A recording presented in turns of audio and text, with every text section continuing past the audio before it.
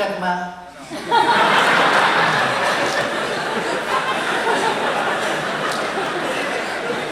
मेरो फोटो टपलीवाले भनेको अर्थ र महत्त्व बुझ्ने ल्याकत भइदिए बेग्लै हुन्थ्यो। ल्याकत नभएपछि त्यो टपलीवाले आफूलाई टाठाबाट ठान्ने, बुझक्क ठान्ने, आइटी फ्रेन्डली त्यस्ता मान्छेहरूले गर्ने काम हो। यो देश अब 4 वर्णको होइन, वर्णविहीन, यहाँ वर्ण सर्णकै कुरा गरेर काम छ। अब 4 वर्ण 36 जात होइन, 127 जात जातिका जनताको साझा फुलबारी हो यो देश। म अस्ति पशुपति गएँ, धेरैको टाउको टनटन दुःख सिटामलले पनि ठिक नगर्ने गरी केहीले ठिक नगर्ने त्यसै टाउको जोरदार तालीका साथ उहाँलाई स्वागत गर्न म हार्दिक अनुरोध गर्दछु।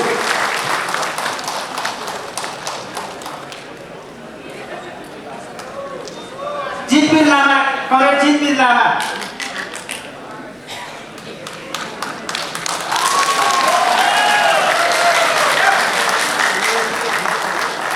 उहाँहरू दुवैजनाको इतिहास राम्रो छ कि उहाँहरू जस्तो एउटा यता हाम्रो पार्टीमा प्रवेश गरिसकेपछि हामीले पक्कै पनि उत्साहका साथ आफ्नो कार्यक्षेत्रमा खट्नुहुनेछ भन्ने पूर्ण आशाका साथ म आजको यस कार्यक्रमलाई सान्दर्भिक मन्तव्य राखिदिनु न। सुखी नेपाली समृद्ध नेपालका योजनाका कार्यान्वयनकर्ता, लोकतान्त्रिक संविधान निर्माणका प्रमुख नेता, राष्ट्रनायक, सम्माननीय प्रधानमन्त्री एवं हाम्रो पार्टीका सर्दै अध्यक्ष केपी शर्मा ओलीज्यूलाई सान्दर्भिक मन्तव्य राखिदिनु न म हार्दिक अनुरोध गर्दछु।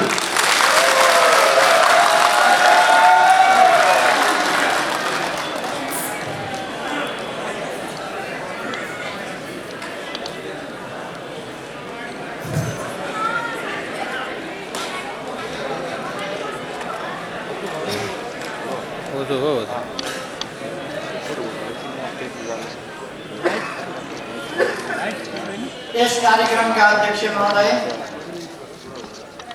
मञ्चमा आसीन माननीय मन्त्रीज्यूहरू,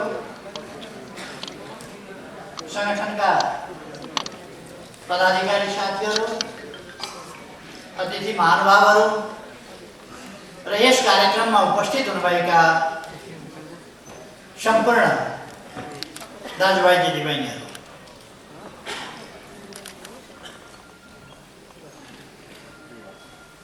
आज एउटा विशेष परिस्थितिमा राष्ट्र एउटा खास अवस्थाबाट गुज्रिरहेको यस परिस्थितिमा तपाईहरुको यो महत्त्वपूर्ण बेला लाग्छ। देश एउटा ऐतिहासिक मोडमा छ। एक ढङ्गले भन्ने हो भने ऐतिहासिक दो बाटोमा छ। देश कता जाने, स्थिरता र स्थायित्वतिर जाने कि अस्थिरतातिर जाने, जनताको अभिमतद्वारा लोकतान्त्रिक विधिमा जाने वा जनताको अभिमततिर जान नदिएर देशलाई फेरि तालमेल, समीकरण, किन बेच आदि इत्यादिको फोहोरी खेलतिर फर्काउने देशलाई यो दोसारमा देश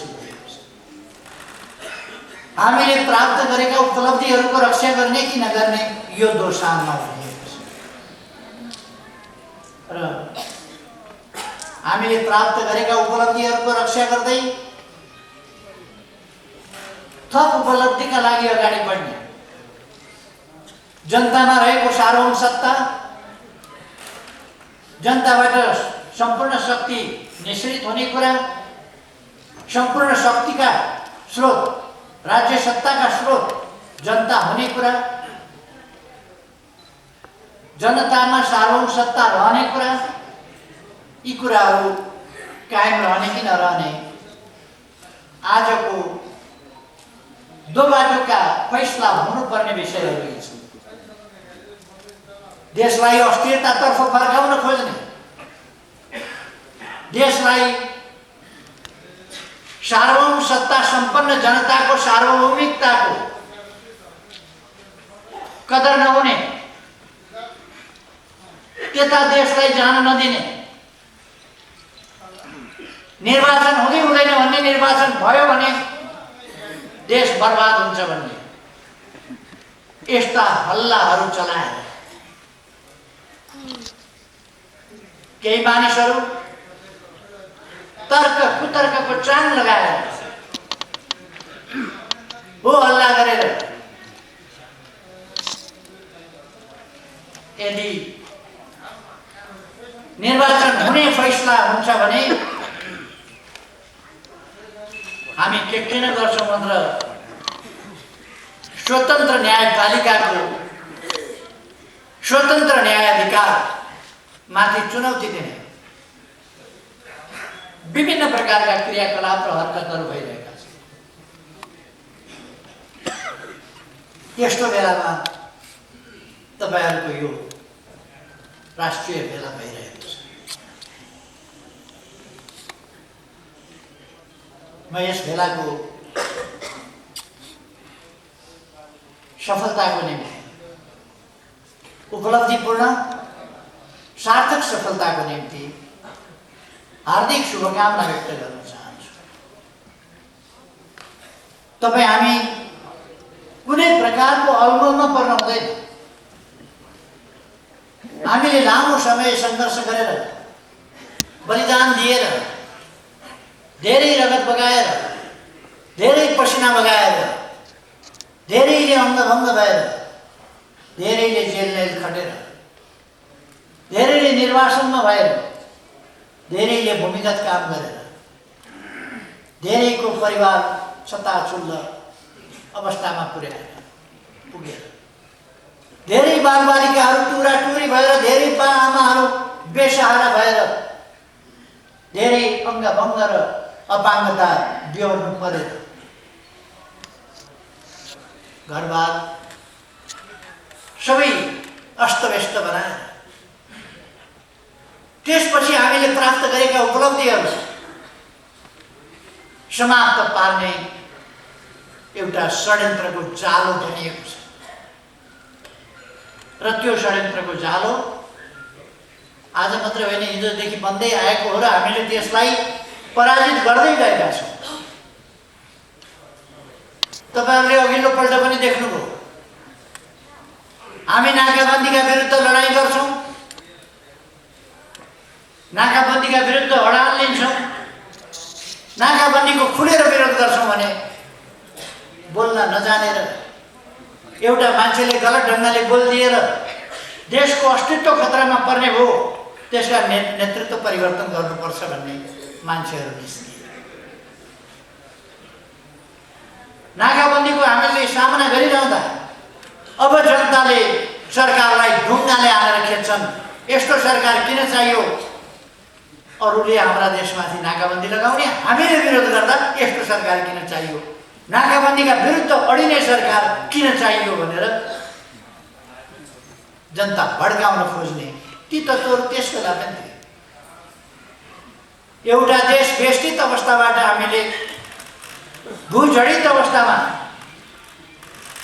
दुवैतिरबाट हाम्रा छिमेकीहरूबाट समुद्रसम्मको आवागमन, पारगमन र यातायातका पक्षहरूलाई अगाडि बढाउँदा, नयाँ नयाँ सन्धि सम्झौताहरू गर्दा त्यसलाई दुत्कार्ने मान्छेहरू पनि थिए। त्यो तपाईँ हामीले देखेकै हो। जसो गर्दा पनि आलोचना गर्ने, जे गरे पनि आलोचना गर्ने र राष्ट्रवादलाई एउटा तमासाको विषय बनाउन खोज्ने, देशका लागि काम गर्ने, देशका लागि अडान लिने कुरालाई विरोध र निन्दा जसरी पनि गर्ने, यो नाटक हो भन्ने, यो प्रायोजित हो भन्ने, यो नौटङ्की हो भन्ने, तर अनि विभिन्न प्रकारका हाउभाउ गरेर क्रान्तिकारी पल्टिने, राष्ट्रवादी पल्टिने ती तमासाहरू हामीले देखेका छौँ। त्यसकारण म आग्रह गर्न चाहन्छु, हामी नेपाली जनताहरू कुनै प्रकारले अल्मलिन हुँदैन। तपाईहरुका बीचमा अहिले अलिकति स्पष्टता आउन थाल्यो होला। कतिपय साथीहरूको मनमा थियो होला, कतिपय साथीहरूलाई साँच्चै पत्याउँ पनि लागेको थियो कि केपी ओली जनजाति विरोधी, केपी ओलीले जनजातिलाई देख्न सक्दैन, जनजातिको विरोध गर्छ भनेर तपाईँहरूका कानमा यताको कानमा पनि यताको कानमा पनि तपाईँहरूको कानमा पुर्याएका थिए ती कुराहरू। मैले के भनेको थिएँ, नेपाल एउटा जमानामा भनियो होला कुनै सन्दर्भमा 4 वर्ण 36 जातको फुलबारी हो भनेर। यो देश अब 4 वर्णको होइन, वर्णविहीन, यहाँ वर्ण सर्णका कुरा गरेर काम छ। अब 4 वर्ण 36 जात होइन, 127 जात जातिका जनताको साझा फुलबारी हो यो देश।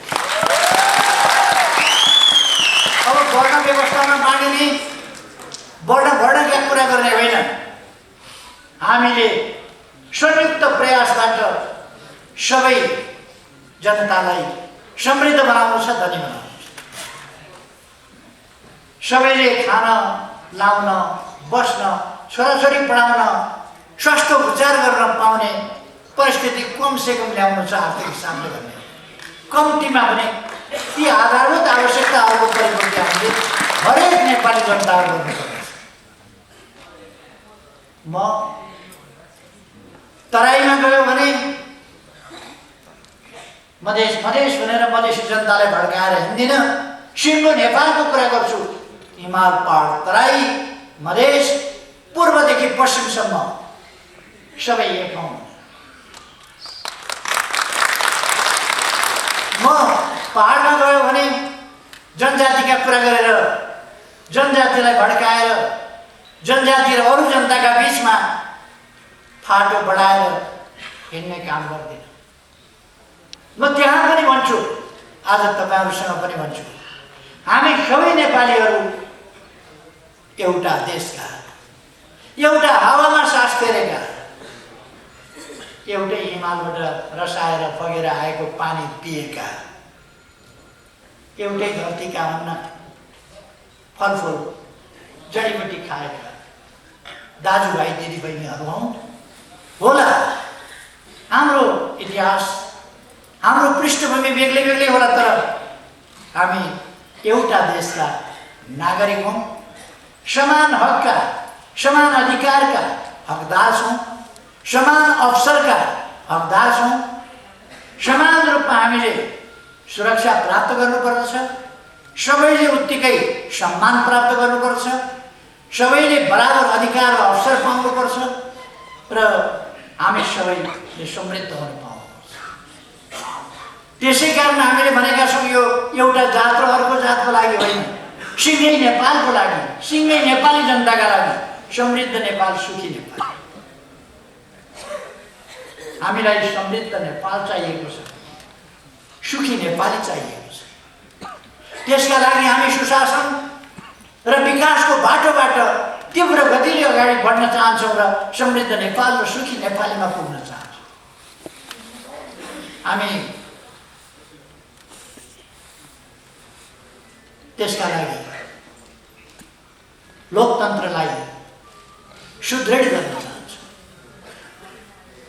लोकतान्त्रिक गणतन्त्र सुदृढ हुनुपर्दछ, सङ्घीय लोकतान्त्रिक गणतन्त्र सुदृढ हुनुपर्दछ र यस प्रणालीलाई हामीले लडेर ल्याएका हौँ र यो प्रणाली रक्षा गरेर यसका माध्यमबाट हामी देशमा सुशासन, विकास हासिल गर्ने र त्यस बाटोबाट समृद्धि र सुख हासिल गर्ने, त्यस बाटोमा अगाडि बढिरहेको छ। म तपाईँहरूलाई भन्न चाहन्छु, कतिपयलाई रिस उठ्छ, असाध्यै रिस उठ्छ। म अस्ति पशुपति गएँ, धेरैको टाउको टनटन दुःख, सिटामलले पनि ठिक नगर्ने गरी केहीले ठिक नगर्ने, त्यसै टाउको। हाम्रै देशको मन्दिर, हाम्रै सभ्यतासँग, यो आयातित कुरा पनि होइन, हाम्रै सभ्यतासँग सबभन्दा पुरानो सभ्यता, सबभन्दा पुरानो दर्शन शैव दर्शन। र मैले तपाईँहरूलाई भनिरहनु पर्छ जस्तो लाग्दैन। शिवजी अथवा शम्भु, उनलाई किरातेश्वर महादेव पनि भन्छ। अथवा साधारणतया के मानिन्छ भने कैलाशपति शिव किरात हुन् भनेर मानिन्छ। अनि म शिव मन्दिरमा पनि जान्छु, कृष्ण मन्दिरमा पनि जान्छु, बुद्ध मन्दिरमा पनि जान्छु, देवी मन्दिरमा पनि जान्छु, अरू ठाउँहरूमा पनि जान्छु जहाँ जहाँ जनताले, नेपाली जनताले आफ्ना आफ्ना आस्था गरेका छन्, विश्वास गरेका छन्। ती सबै जनता, तिनको संस्कृति, तिनको विश्वास, तिनको आस्था, त्यसलाई म सम्मान गर्छु। राज्य सबै धर्मप्रति समान दृष्टिकोण राख्छ, समभाव राख्छ। राज्यले समभाव राख्दछ। त्यसकारण हामीले भनेका छौँ राज्य कुनै धर्म विशेषको राज्य होइन। कतिपय देशहरूमा छ त्यस्तो धर्म विशेषका राज्यका रूपमा फलानु धर्मको राज्य, फलानु धर्मको पार्टी, यो पार्टी, यो देश कुनै एउटा धर्म विशेषको देश होइन। यो 127 जात जातिको, त्यति नै भाषाभाषी यो देश साझा देश हो, साझा पुजारी। यो विविधता हाम्रो सांस्कृतिक सम्पन्नता हो, हाम्रो गौरव हो। हाम्रा वेशभूषामा विविधता छ। ओल्लो गाउँ र पल्लो गाउँमा भाषा फरक पर्छ। आज डम्फुकी के बजाएर मैले कार्यक्रमको उद्घाटन गरेँ।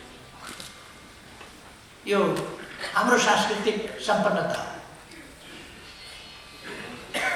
मलाई थाहा छ भरे बेलुका टिकटकमा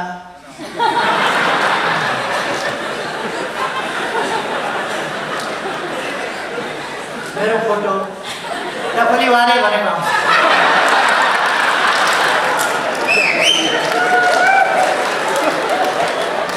मैले कुन हिसाबले, कुन मर्यादाका साथ हाम्रो संस्कृतिलाई सम्मान गरेर डम्फु बजाएर उद्घाटन गरे, त्यस कुराको अर्थ र महत्त्व बुझ्ने ल्याकत भइदिए बेग्लै हुन्थ्यो। ल्याकत नभएपछि त्यो डपली वाले।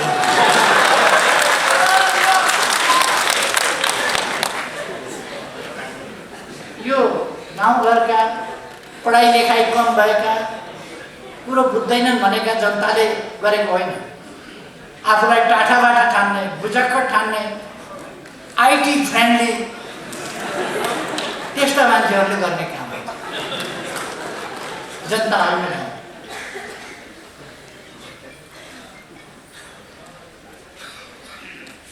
हामी विविधताले युक्त देश। विविधता हाम्रो भौगोलिक पहिचान। सर्वोच्च शिखर सगरमाथादेखि लिएर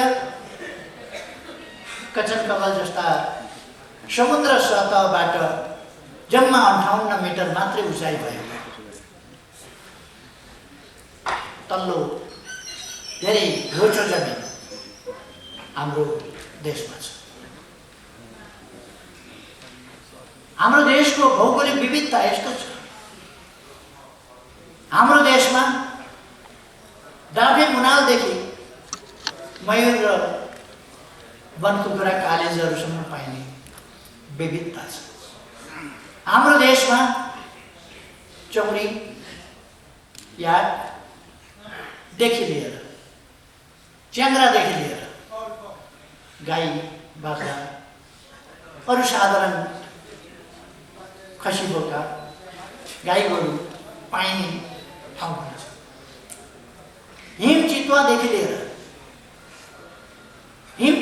लिएर पाटे बाघसम्म तिनै ठाउँका पहाडी चितुवाहरू, हिम चितुवा र पाटेमा यी सबै पाउने विविधता हाम्रोमा छ।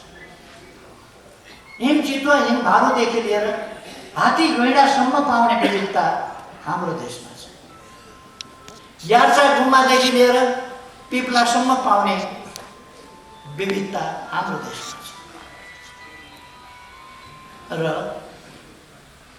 शेर्पा, भोटे, गुरुङ, थकाली या विभिन्न अरू यस्तै हिमाली भेगमा बस्ने जातिहरूदेखि लिएर सन्थाल, राजवंशी, ताजपुरिया, दैमाल,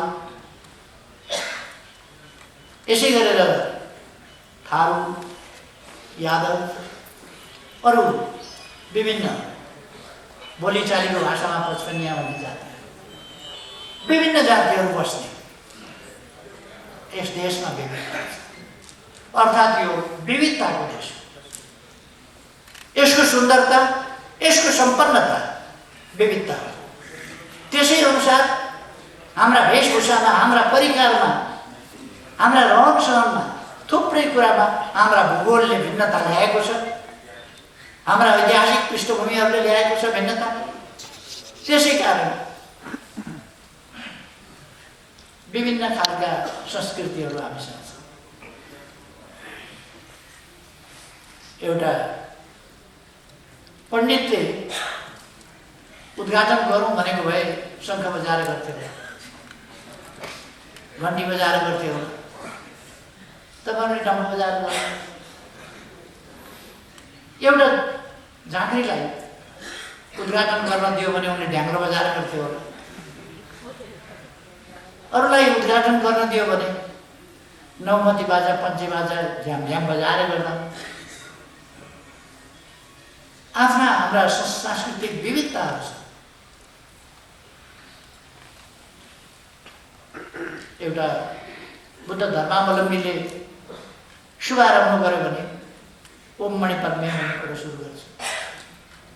अर्को पण्डितले सुरु गर्यो भने ओम मङ्गलम भगवान विष्णुबाट सुरु गर्छ। आफ्ना आफ्ना संस्कृतिहरू, परम्पराहरू छन्। यो हाम्रो सम्पन्नता हो, यो हाम्रो झगडाको विषय होइन। हामी विभिन्न जातका हुनाले झगडा गर्नुपर्छ, हामीले विभिन्न जातको भएको हुनाले झगडा गर्नुपर्ने कारण के छ? हामी कुकुर र बिरालो हो र मान्छेको जात, एकअर्कालाई देख्नेदेखि यहाँ मुद्रा गरिहाल्नु। हामी त मान्छे हौँ, एउटै जातका हौँ हामी मान्छे भनेपछि। त्यस कारण हामी झगडा गर्दैनौँ, हामी मिलेर बस्छौँ। सहअस्तित्व, सद्भाव, पारस्परिक स्नेह, सद्भाव, सम्मान, माया, ममता, पारस्परिक सहयोग, त्यस भावनाका साथ अगाडि बढ्छौँ। अहिले अलिक तरिका बदलिएको छ। अहिले पनि गाउँघरमा कहिले कहिले सोलै सिद्धिन्छ, कहिले कहिले लाइटर सिद्धिन्छ। आगो लिन पल्लो छिमेकीको घरमा जानुपर्छ। अनि पानी चाहिँ उहिले पनि मैले पहिले सुन्दा पनि पानी चाहिँ छुइन्छ भने कहिले कहिले सुन्थेँ, आगो छुइन्छ भने चाहिँ कहिले पनि सुन्थेँ। पानी चाहिँ आफै ल्याएको, आगो पनि छोइयो भनेदेखि त लिन कहाँ जाने फेरि? छिमेकी कहाँ त, जुन छिमेकी छ त्यसै कहाँ ल्याउनु पऱ्यो नि आगो। त्यस कारण आगो चाहिँ छुइँदैन, सजिलो गर्दा। अब ती त जमानाका कुरा हो। अब नयाँ जमाना आयो। हामी विभिन्न भाषाभाषीहरू, विभिन्न जात जातिहरूका, वेशभूषाहरूका, तिनीहरूमा हामी गर्व गर्दछौँ। हाम्रा गीतहरू, हाम्रा नाचहरू, हाम्रा संस्कारहरू, हाम्रा संस्कृतिहरू, तिनीहरूप्रति हामीलाई गर्व छ। हामी सामान्य रूपमा नेपाली भाषा बुझ्छौँ। यस भाषाले हामी सबैलाई एक ठाउँ ल्याएको छ। यो भाषा नभएको भए नेपालभरिका जनता अर्कोसँग भेट्ने बित्तिकै इसाराको भाषा बोल्नुपर्ने अवस्था। त्यस्तो अवस्थामा हामी बाँडिन्थ्यौँ होला सायद। कुनै पनि देशलाई जोड्ने एउटा भाषाको माध्यम हुन्छ। हामीसँग मुख्य रूपमा नेपाली भाषाले हामीलाई जोडेको छ। यो कुनै हिजो होला, कुनै कारणले कुनै भाषाको डोमिनेसन भयो होला। हिजो औपनिवेशिक हिसाबले उपनिवेश कायम गर्दा अङ्ग्रेजीले दुनियाँमा राज गर्यो होला। तर आज जोसुकैले पनि दुनियाँमा फेरि अङ्ग्रेजी बोल्न, अङ्ग्रेजी सिक्न र अङ्ग्रेजीबाट आफ्ना कुरा अर्कालाई भन्न, अर्काले भनेको कुरा आफूले बुझ्न मद्दत गरेको छ। अङ्ग्रेजी भाषा कुनै खुसीले संसारभरि फैलिएको हो र त्यहाँका जनताले चाहेर रुचाएर खुसीले हो र हिजो औपनिवेशिक ढङ्गले थिचोमिचोका साथ फैलिएको।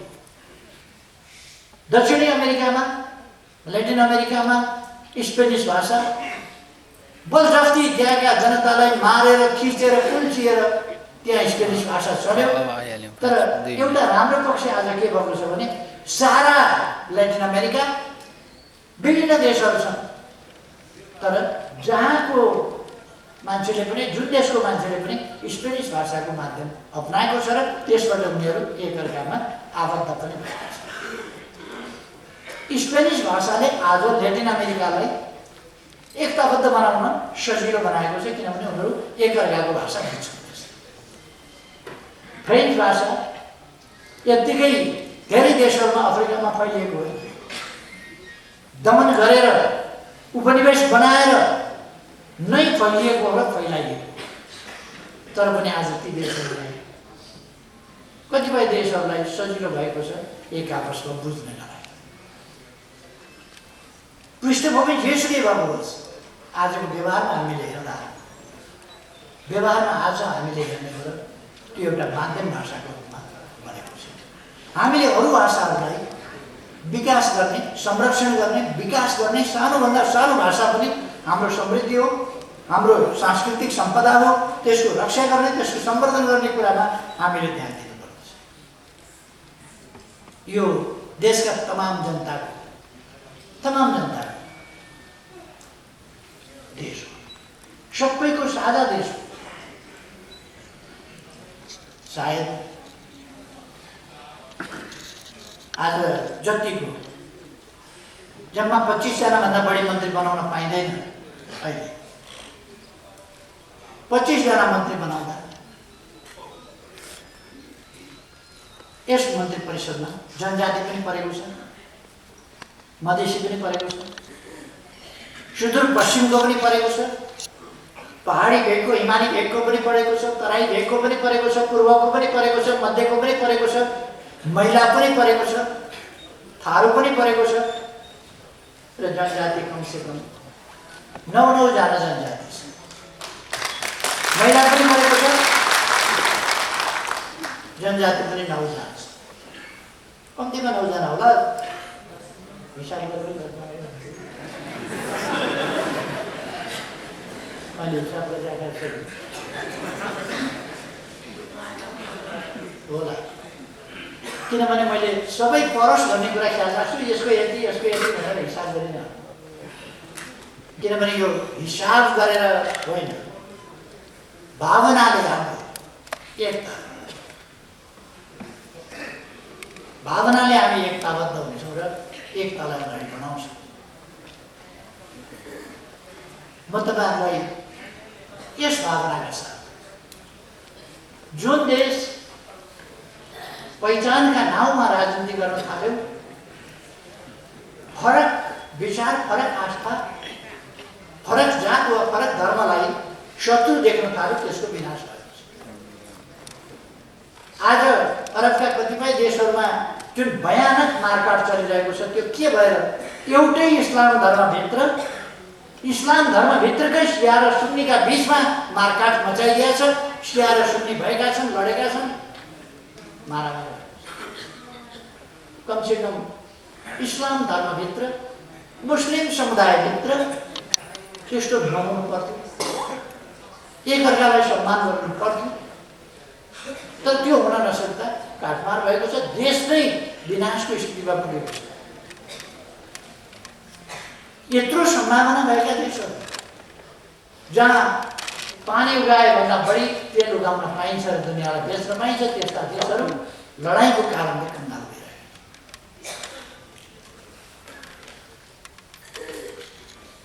रुवान्डा भन्ने देशको मैले अक्सर नाम लिने गर्छु। दुईटा जाति, हुतु र तुत्सी।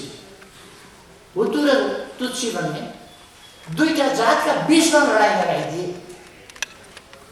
त्यही देशका जनता, मिलेर बसेका जनता, सँगै बसेका जनता, पल्लो घर पल्लो घर भएर बसेका जनता एक आपसमा आरामसँग व्यवहार गरेर